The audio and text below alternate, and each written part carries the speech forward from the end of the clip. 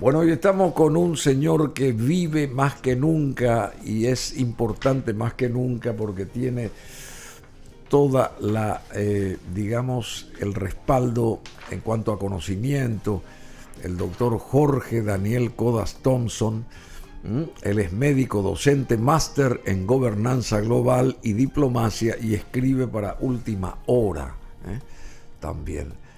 Y creo que también te estiran de esas 5 días, ¿puede ser o no? No. Última Hora, ¿no? Última Hora es donde yo escribo.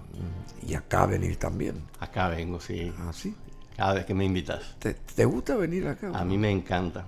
Tocamos temas varios, temas importantes. No, lo que pasa es que nos nutrís vos, pues en demasía. Jorge Daniel Codas Thompson está con nosotros. Y hay varios temas que quisiéramos, temas del mundo, ¿verdad? Obviamente.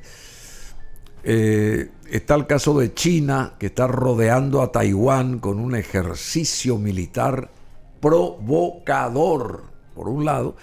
Y después está también el otro monotema, lo que está pasando en Oriente Próximo. Ahí se está esperando cómo reacciona o cómo va a reaccionar Israel para con los iraníes después del ataque que recibió Israel. Así que, ¿vos crees que se va a manifestar Israel prontamente o cómo viene la mano? Sí, bueno, buen día, Bruno. Claro, bienvenido, por favor. Muchísimas gracias Jorge, por la invitación. Para nosotros. Para vos y tu equipo. Un lujo, un lujo. Gracias, muy honrado de estar aquí también. Bueno, en relación, la pregunta fue sobre Medio Oriente. Sí, lo que quieras, a ver, porque todo nos interesa a nosotros, sobre todo, ¿qué pasa con Israel? Porque ahora pudimos hablar con el embajador de Israel, de Paraguay en Israel, pero él no se mete mucho en camisas de 11 varas. Él no quiere, por su rol de embajador, no va hasta un cierto límite nomás. Pero, ¿cómo está hoy esa situación? ¿Israel debe de atacar, debe de hacerse sentir otra vez ante los iraníes después de aquel ataque que tuvo por parte de Irán, digamos? Debe, en el sentido estricto de la palabra, hay muchas interpretaciones. Yo te diría que el problema que tiene Israel está librando ya una guerra de varios frentes, porque tiene una guerra contra Hamas, tiene una guerra... 7 frentes más o menos. Es lo que ellos argumentan, que tiene, si te listo vas a ver que esa es la... Tienen una guerra con Hezbollah en el sur del Líbano, tienen milicias proiraníes en Yemen, tienen un conflicto creciente con el propio Irán, y ya estamos, en el caso de Irán estamos hablando de una potencia regional fuerte, ya no estamos hablando de un grupo acotado de combatientes. Irán era más o menos lo que quedó del Imperio Persa. Es el núcleo de lo que fue el Imperio Persa. De alguna manera enorme, similar a lo que sucede hoy con Turquía. Turquía es el centro, el core de lo que era el Imperio Otomano. Que cuando cae el imperio, al terminar la Primera Guerra Mundial, ellos pierden muchos territorios. Entre ellos pierden el control sobre lo que en ese momento todavía se conocía como Palestina, que es la Tierra Santa, digamos, donde está sentado Israel y donde están los dos enclaves palestinos, que son la Franja de Gaza y Cisjordania. Una de las consecuencias, por cierto, de la caída del Imperio Otomano es lo que sucede después con esos territorios. Esos territorios fueron mandatos, nos desviamos un poquito, pero creo que está relacionado, fueron mandatos británicos por mucho tiempo. En 1918, el canciller británico le escribe a Lord Rothschild, a un muy famoso banquero británico. De la banca Rothschild. Claro, sí. Balfour era el apellido del canciller y él escribe una carta que después se da a conocer como la Declaración Balfour. Que no fue una declaración, fue una carta que después se publicó realmente, donde se establecían las bases para la creación de un territorio específico para los judíos en Tierra Santa, que ellos, como vos sabes, los judíos han sido desplazados históricamente muchas veces de su territorio. Después de lo que pasa en la Segunda Guerra Mundial con el Holocausto, se trata de encontrar alguna solución que les dé a ellos para la ubicación de estos. Claro, a los 6 millones que sobrevivieron, lamentablemente otros 6 millones aproximadamente no vivieron para contar la experiencia. Entonces, ya en los años 40, cuando termina la Segunda Guerra Mundial, surge esta cuestión de qué hacer con los judíos después de haberse conocido los actos de barbarie que se cometen contra ellos por parte sobre todo de la Alemania nazi. Entonces la Asamblea Nacional de Naciones Unidas, con mucho apoyo de las grandes potencias, aprueba una resolución que es la 2758, si no me falla la memoria, donde sienta las bases para, y esto es muy importante, Bruno, la constitución de no uno, sino 2 estados. Claro, el judío y el palestino. Exactamente, el árabe es la palabra que ellos usan, ¿verdad? Estado judío, estado árabe. Empiezan ya... ¿Por qué no se concretó el segundo? Bueno, hay varias razones. Lo primero es que los árabes no aceptaron, o los palestinos, más sus aliados árabes, no aceptaron la partición de la manera en que se hizo. ¿Por qué? Porque Israel, que tenía más o menos, los judíos tenían más o menos una población similar a la de los palestinos, recibe cerca del 58% del territorio total y los palestinos la parte menor. Entonces los palestinos no aceptan. Protestaron por ese 8%. Claro, pero se fueron a la guerra. Esa fue la primera guerra árabe-israelí, donde le apoyan a Arabia Saudita, Egipto, Irak, etcétera, e Israel sale victorioso. Claro, Israel nunca ha perdido una... Estas son las imágenes en vivo de ahora, ¿es? De imágenes en vivo con cámaras desde Beirut, en Gaza y en Tel Aviv. Bueno, y después vamos otra vez a la historia esa. Bueno, a partir de ahí, de esa guerra de 1948, Israel logra, cada vez que tiene una guerra victoriosa, logra ir consolidando territorio. En la guerra de los 6 días... O sea, gana territorio. Gana territorio. Gana y consolida como si ya fuera, como es territorio israelita. Ellos van aumentando su territorio. Sí, a expensas de lo que tendría que haber sido la parte árabe, digamos, el Estado árabe. Ese es uno de los problemas que hay. En la guerra de los 6 días, en 1967, ellos luchan con mucho éxito y capturan la franja de Gaza, que estaba en manos de Egipto, por un lado, y Cisjordania, que estaba en manos de Jordania. Estas son imágenes de esa guerra de los 6 días, de la que está hablando aquí el querido amigo Jorge Codas Thompson. Es una guerra corta, muy exitosa para ellos, y ahí consolidan estos dos enclaves que son los lugares donde están los palestinos. La resolución 2758 hablaba de estos territorios, más la administración conjunta de Jerusalén, es decir, Jerusalén Este, Jerusalén Oriental, según la declaración, le corresponde a los palestinos. Y la ciudad debería ser una ciudad internacional, no dominada por ninguna de las dos partes. Bueno, perdóname, ahí yo te voy a interrumpir. Sí. Cuando hablábamos con este embajador paraguayo en Israel, Alejandro Rubin, yo le consulté, ¿cuál es la capital de Israel? ¿Es Tel Aviv la capital de Israel? No, me dijo él. ¿Cómo que no? Porque era la primera vez que alguien me decía que Tel Aviv no era la capital de Israel. Es Jerusalén, me dice. Bueno, pero Jerusalén, la embajada paraguaya, creo que en diciembre o noviembre-diciembre se va a mudar a Jerusalén. Y la anterior embajada, creo que hasta ahora está ahí, está en Tel Aviv, porque fue la disposición del gobierno anterior a la actual acá en nuestro país, ¿verdad? Y la embajada de Estados Unidos creo que está también en Jerusalén. Así es, y después países muy pequeños. Bueno, pero entonces la pregunta es, ¿Tel Aviv es capital de Jerusalén o no es capital? Porque eso es lo que quiero saber yo. Para Estados Unidos, para Paraguay y algunos países muy pequeños como Palau, que son islas realmente allá en la Polinesia, la capital de la capital de Israel es Jerusalén. En el caso paraguayo, muy reciente. ¿Por qué? porque fue con el gobierno del presidente Horacio Cartes que se lleva la embajada de Tel Aviv a Jerusalén. Sí. En el gobierno de Marito se revierte esa decisión y se vuelve a Tel Aviv. Ahora, en el gobierno de Peña... Vuelve el péndulo. Exactamente, hay un nuevo golpe del péndulo y vuelve a Jerusalén. Movimiento pendular. Ahora, el resto del mundo, toda Europa, toda Asia, etcétera, reconoce a Tel Aviv como la capital. Por eso te hice la distinción de los dos grupos. ¿Comprendes?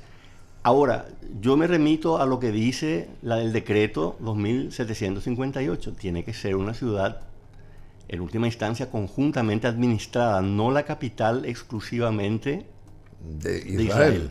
Eso es lo que dice. Estos son los problemas, Bruno, por los cuales volver a sentar a la mesa a las partes, como se hizo en los acuerdos de Oslo, se hace tan desafiante. Eso va a ser muy difícil entonces. Y si no se hace, este conflicto va a seguir.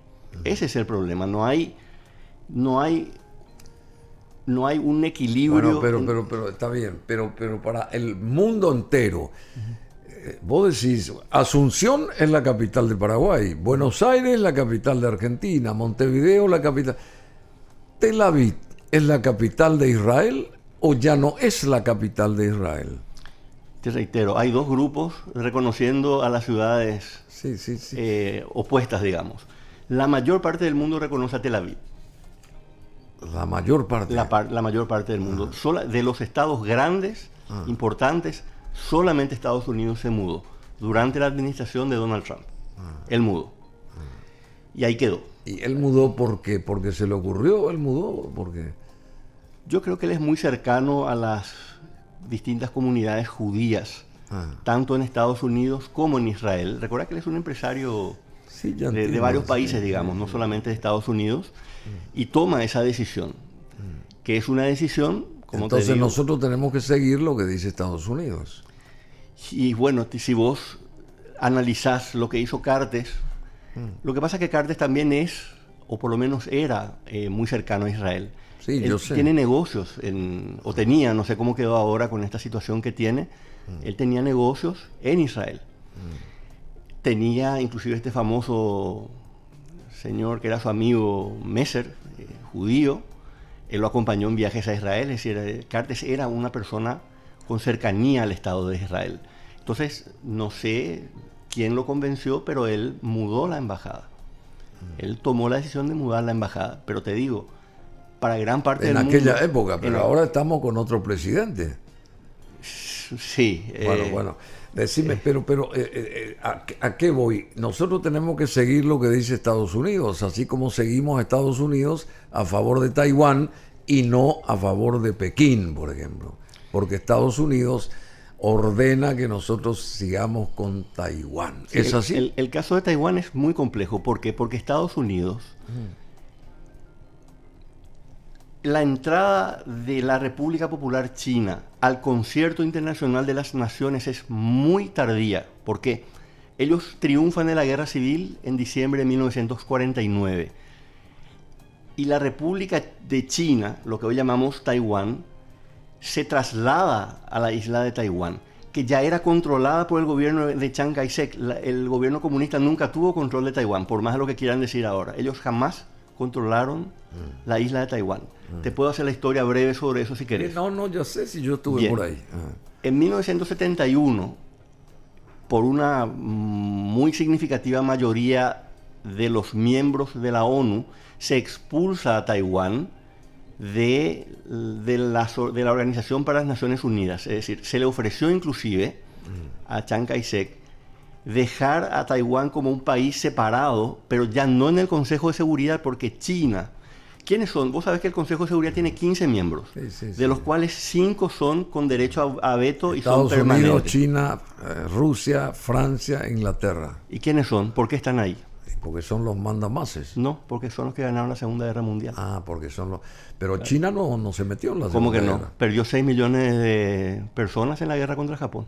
¿A China? Sí, China fue brutalmente invadida por los japoneses. Por los japoneses. Sí, perdieron. Y es más, la guerra civil entre el gobierno de Chiang Kai-shek y las tropas comunistas de Mao Zedong firman una tregua cuando Japón invade el país y pelean juntas contra Japón. Sí, sí. Hasta que Japón es derrotada, el 2 de septiembre de 1945 se firma ya la rendición, se acaba la Segunda Guerra Mundial y ellos vuelven a la guerra civil. Eso fue en el 45. En el 49, Chiang Kai-shek pierde la guerra y se van él con 1,5 millones de soldados a la isla de Taiwán. China varias veces intentó tomar las islas que componen porque realmente no es una isla Taiwán, son varias. Un archipiélago. Taiwán es la principal y no han podido. Hoy es diferente, el poderío que tienen hoy es diferente en el caso de China comunista. Bien, entonces, ¿qué sucede? En 1971 se le expulsa a Taiwán. En 1971, 1979, Jimmy Carter corta las relaciones diplomáticas con Taiwán, diciendo que no solamente corta, sino que abroga el tratado de defensa que se firmó en 1954, donde Estados Unidos iba a la defensa de Taiwán en el caso de una invasión enemiga. Le hace China, porque no hay otro enemigo. Carter elimina esa ley, abroga la ley. Y el Congreso, que todavía tenía mucha simpatía con Taiwán, hace otra ley, que se llama la Ley de las Relaciones con Taiwán, donde los términos de la posible defensa de Taiwán son mucho más ambiguos. Se habla de que un ataque a Taiwán sería una motivación de mucha preocupación en Estados Unidos, así mismo dice. Entonces de ahí surge el concepto de ambigüedad estratégica. Estados Unidos ni reconoce a Taiwán como un Estado independiente, ni le reconoce la soberanía que tiene en teoría, o eso alegan los miembros del gobierno comunista de China, que tiene China sobre Taiwán, se mueve ahí. ¿Por qué además se convierte la ambigüedad estratégica en política de Estado en los Estados Unidos? Porque si vos tomás partido en ese diferendo y le decís a Taiwán, ustedes tienen el derecho de declarar la independencia, ¿qué van a hacer los taiwaneses? Muy probablemente van a declarar la independencia y eso es una guerra.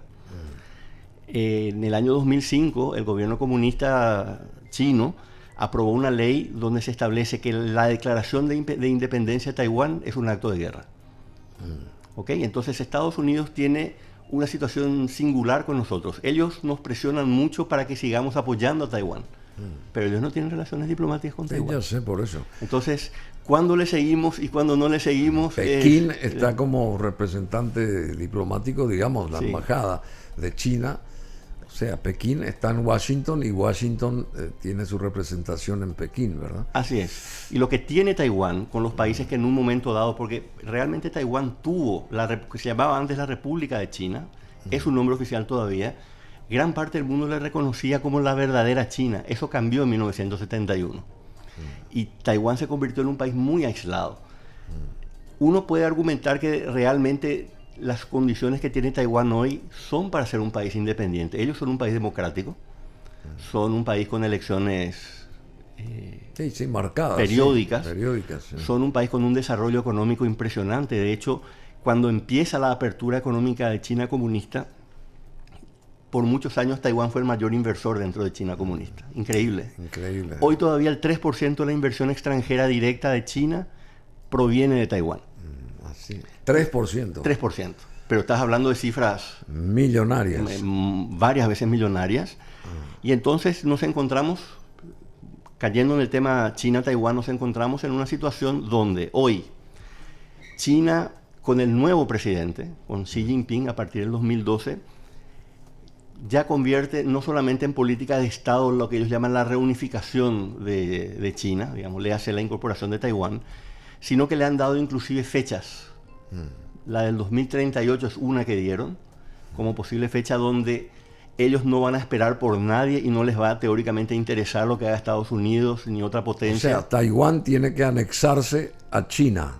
Esa es la política de Estado. En 1938. En 2038. Perdón, 2038. Estamos hablando de 14 años más 2038. como máximo. Ahora, en el gobierno chino actual, este presidente, que no le ha ido bien en lo económico, pero es un señor muy, muy estratega. Él fija lo que ya había sido el presidente de China. De Xi Jinping, Xi Jinping, hablando. Sí. Este señor refuerza lo que ya existía, es decir, lo que se conoce hoy como los intereses centrales de China, que son Taiwán, el Tíbet, la provincia de Xinjiang, donde son habitantes musulmanes, con los cuales han tenido problemas muchas veces, y el mar del sur de China. Algunos agregan el mar del este de China también, pero bueno, estos 4 realmente son los principales. Los ejes más importantes. Claro, ¿y qué implica ser un interés central? Ellos estiman que si ellos pierden en cualquiera de esos 4 intereses centrales el control, cae el Partido Comunista del gobierno. Así que... Sí, esa es la lógica que subyace a la definición Entonces, de estos intereses centrales, y por eso ellos dicen en el caso de Taiwán... O sea, van a cumplir en el 2038 entonces. O antes, eso depende mucho. Ahí está el problema de la ambigüedad estratégica. Y bueno, pero yendo a lo de Jerusalén, que todavía Sí. no me queda bien claro, Jerusalén, la capital con reconocimiento internacional limitado, sede del gobierno y mayor ciudad del país, estamos hablando de Israel, es Jerusalén, la ciudad mayor del país llamado Israel es Jerusalén. El principal centro económico y financiero se encuentra en la ciudad de Tel Aviv, dice. El principal centro económico y financiero se encuentra en la ciudad de Tel Aviv y el mayor centro industrial se localiza en Haifa. Esas son las 3 ciudades más importantes de Israel. Jerusalén, capital, Centro político, centro político. centro económico financiero Tel Aviv, y centro de manufacturas. sí, Haifa. Sí.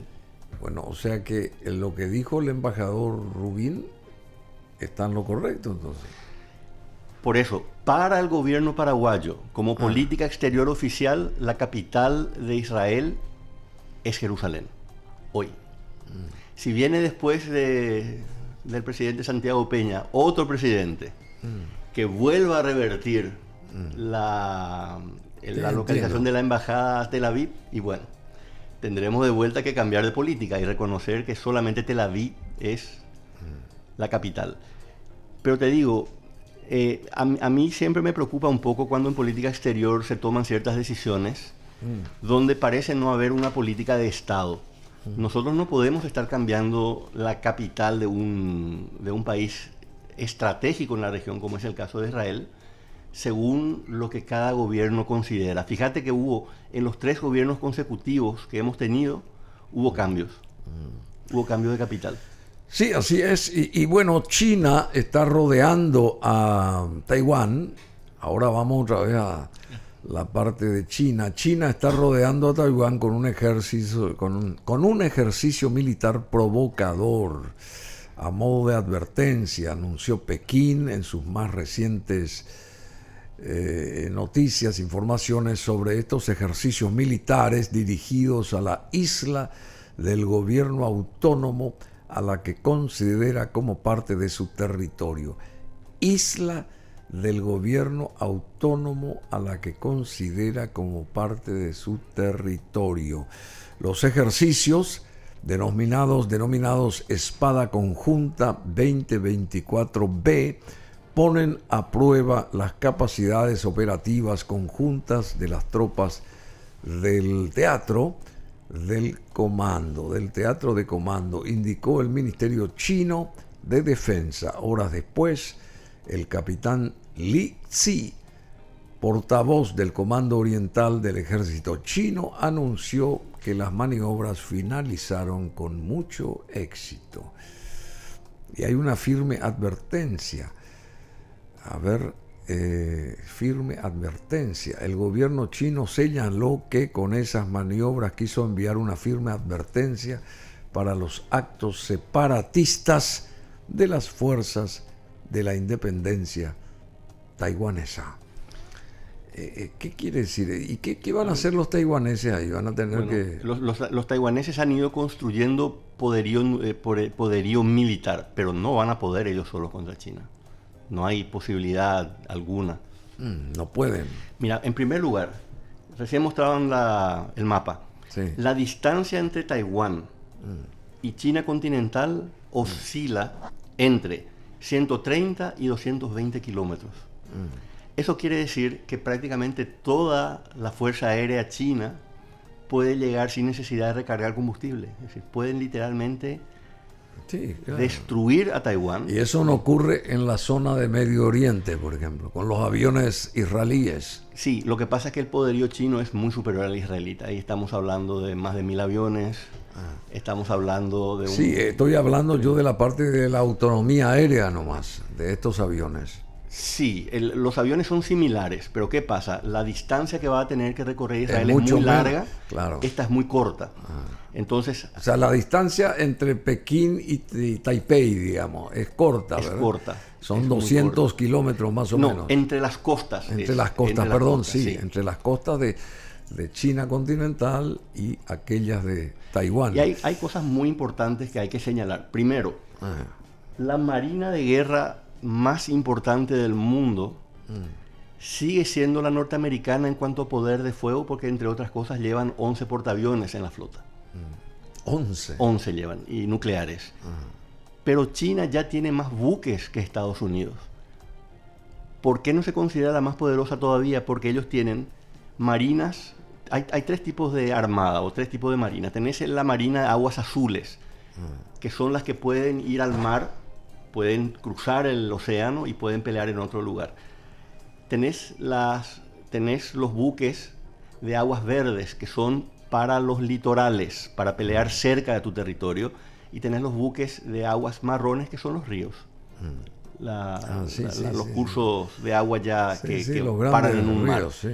China todavía, su marina de aguas azules no es muy importante comparada con la de Estados Unidos, pero sí lo es la de combate litoral. Entonces, si vos ves que la distancia es tan chica entre China y Taiwán, esos buques tienen perfecta capacidad de estar operando y rodear a Taiwán sin ningún tipo de problemas. Personalmente yo no veo una situación en la cual Taiwán pueda aguantar un ataque chino. Van a ser muy rápidamente... O sea, Estados Unidos sí o sí tiene que estar ahí. Si es que se decide, pero te reitero, está la famosa ahí comienza política, otra guerra. Claro, y ahí tenés mundial, la ambigüedad estratégica que te mencionaba, que no queda claro si Estados Unidos va a ir o no. Ahora, se han hecho juegos de guerra simulando qué pasaría si Estados Unidos entra a la guerra. Y no son buenos los resultados para Estados Unidos. Se calcula que van a perder por lo menos 2 portaaviones, muchos hombres, muchos aviones. China va a quedar muy devastada también, porque Estados Unidos no solamente tiene mucho armamento, Estados Unidos vive peleando. Entonces sus pilotos son pilotos con experiencia en guerras. En el caso de China no. China desde 1979 que no combate. Entonces ahí hay una diferencia a favor de Estados Unidos, pero no salen buenos resultados en los juegos de guerra para Estados Unidos. Bueno, y vamos de vuelta y ya terminando, porque es interesante, apasionante conversar contigo, escucharte sobre todo. Jorge, decime, y en el caso de Israel y en el caso de Irán, Israel tiene que atacar sí o devolver ese ataque a los iraníes, digamos, y los países que están entre medio, físicamente entre medio de Israel e Irán, no les permiten volar por sobre su territorio, digamos. ¿Y cómo van a hacer? Porque la... ¿cómo que se llama? Esa palabra que nunca me sale a mí, la cantidad de kilometraje de los aviones, ¿cómo se llama? La autonomía de vuelo. La autonomía de vuelo es de 2000 kilómetros, ¿verdad? Depende del avión, pero estamos hablando de mucho menos de lo que se va a requerir para atacar Irán. Entonces, de nuevo, ahí está la limitación logística de Israel por tener solamente 14 tanqueros. 14 tanqueros, cada uno aguanta. Son los que recargan el 4 gasoil allá arriba. Claro, 4 aviones de combate por tanquero indican que Israel no va a poder usar más de 56 aviones. Sí. Y eso le limita son mucho. 4. Claro, 4 por tanquero. Entonces ahí ya hay una limitación importante. Los pilotos israelitas están considerados entre los mejores del mundo, es decir, inclusive yendo en una cantidad limitada, ellos pueden causar mucho daño. Lo que hay que ver es qué va a suceder ahora, porque Israel tiene una política muy importante. Ellos, a cada ataque que ellos reciben de cualquier tipo, ellos responden con fuerza desproporcionada, no proporcional, desproporcionada. ¿Por qué? Para mandar el mensaje al enemigo de que eso es lo que le va a ocurrir cada vez que ataquen. Entonces la pregunta es ahora, ¿van a usar la fuerza desproporcionada contra Irán? Porque Irán es una potencia regional con 100 millones de habitantes, Sí. con el mayor 100 millones de habitantes. Sí, tiene sí. el mayor arsenal de misiles balísticos no nucleares del mundo. Entonces eso puede causarle un daño material a Bueno, Irán. pero yendo a la parte aérea, digamos, desde Israel en dirección recta a Irán, digamos, Sí. ahí hay 2.000 kilómetros, ¿verdad? Creo que digamos, las distancias más cortas son de cerca de 1.400, 1.500 Y bueno, kilómetros. Pero vos tenés que ir, ellos por ejemplo... Y la autonomía de vuelo para no cargar gasolina o gasoil, no sé qué cosa. van a tener que recargar. No hay absolutamente ninguna posibilidad de atacar sin tener los tanqueros respaldando, porque sin es muy recargar largo allá el arriba. trayecto, sí. Bueno, pero si no pueden pasar por los cielos de estos países vecinos, ¿cómo van a hacer? ¿Van a tener que desviar? Por el mar. Y eso le va a llevar mayor kilometraje. Así es, y esas son las limitaciones que ellos van a encontrar a la hora del ataque concreto. Ellos estarán planificando muy bien qué van a hacer, porque entre otras cosas ellos están muy interesados en firmar relaciones diplomáticas con Arabia Saudita. Entonces, ahí se inició todo esto hace un año. Claro, entonces, con el ataque de Hamas. Hamas, una de las razones del ataque fue para para destruir el proceso de establecimiento de relaciones diplomáticas entre Arabia Saudita e Israel, porque esa es una realidad fatal para Hamas y sobre todo para Irán. Así empezó. Entonces ahora... Pero siempre respaldando a Estados Unidos, porque Estados Unidos tiene buenas migas con Arabia y buenas migas con Israel. Aparte, mira, para reforzar esa idea, parte del acuerdo de las relaciones diplomáticas entre Israel y Arabia Saudita incluye la defensa por parte de Estados Unidos de territorio saudí, específicamente contra misiles. Léase defensa contra Irán. Eso es parte del acuerdo que se estaba negociando. ¿Quién lidera ahora Irán? ¿Un ayatollah es? ¿Quién es? Pezeshkian es el apellido. Es religioso, pero no es un ayatollah. No es un ayatollah. Pero es musulmán chiita. Pero es más abierto, parece. Mucho más moderado. Te voy a decir más. Varios presidentes iraníes, Ghani, discúlpame por la pronunciación, a veces es un poco... por favor. Ghani 1, Pezeshkian, y hay un tercero que se me está olvidando. Ellos cuando fueron presidentes, que es el equivalente de los primeros ministros, por ejemplo, en Europa, es decir, Ali Khamenei, el ayatollah, es el líder supremo, es el jefe de Estado, y los presidentes son primeros ministros, es decir, jefes del gobierno, no del Estado. Han sido muy prácticos y muy pragmáticos tratando de lograr un acercamiento inclusive con Israel. Pero la línea dura de los ayatolás no les ha permitido eso. Nunca lograron llegar a un acercamiento que definitivamente erradique la posibilidad de una conflagración regional de consecuencias impensables, Bruno. ¿Qué pasa si se nos bloquea toda la provisión de combustibles y petróleo de esa zona al mundo? 30 millones de barriles de petróleo por día van a dejar de proveerse. ¿A cuánto está el barril hoy? El WTI, que es el que se usa más en Occidente, está en 72. 72 dólares. Y en esa región del mundo se produce ¿qué cantidad de petróleo? Y aproximadamente 30 millones en total, 30 millones de barriles por día. ¿Por día? Por día. Dios mío. 30% de la producción mundial. Que eso no puede parar. No puede. El mayor productor del mundo es Estados Unidos, con 13 millones de barriles por día. Y Estados Unidos es el mayor productor de gas también. Pero ellos no tienen cómo reemplazar al petróleo de Medio Oriente para que el resto del mundo no sufra las consecuencias del alto precio. Ese es el miedo de Occidente. El miedo de Occidente es que se vaya de control la situación. Irán, como parte de su estrategia, no solamente ataque a Israel, sino ataque las instalaciones petroleras de los países vecinos. Y ahí estamos hablando de una situación que nunca ha ocurrido. En la Guerra del Golfo, en la primera Guerra del Golfo, hubo desaparición de la provisión de Kuwait. Bueno, tantas cosas y sos un libro abierto en esto y te agradecemos mucho. Está bien, o sea que hay que esperar cuando ataque Israel, entonces no se sabe cuándo va a ser. No, yo creo que ellos a propósito están esperando porque eso le hace temblar al enemigo. Decime, y esta provocación por parte de China a Taiwán, ¿cómo se va en el 2038? Ellos le dan tiempo a Taiwán de que exista como tal hasta el 2038 y después tienen que estos señores que viven ahí o cohabitan ahí, pasar a formar parte del imperio de China, de Pekín. Y no es una fecha fortuita. En el 2038 se estima que China le va a superar a Estados Unidos como primera potencia mundial. ¿Ah, sí?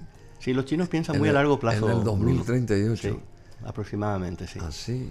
Entonces ellos, te das cuenta la planificación que ellos tienen. Yo en otro día que quieras hablar de China te puedo dar muchos ejemplos de la manera en que ellos planifican y tienen lo que se llama paciencia estratégica. A veces toman hasta insultos y no los devuelven, como pasó con Milei, por ejemplo. Milei insultó al gobierno comunista chino y después se tuvo que callar porque ellos tienen una deuda importante con China. Y ahora va a ir. Ahora va. Espectacular. Espectacular. Bueno, pero y así están las cosas en el mundo. Bueno, muchísimas gracias, querido Jorge Daniel Codas Thompson. Es una eminencia en todo esto internacional que, bueno, el mundo está en guerra. Hay muchos frentes. Ni tocamos lo de Rusia-Ucrania, por ejemplo, o viceversa. Pero queda, me parece, medio relegada esa historia todavía ante estos acontecimientos últimos. Bueno, muchas gracias, Jorge Daniel Codas Thompson. Somos BM Online. Conectate con nosotros.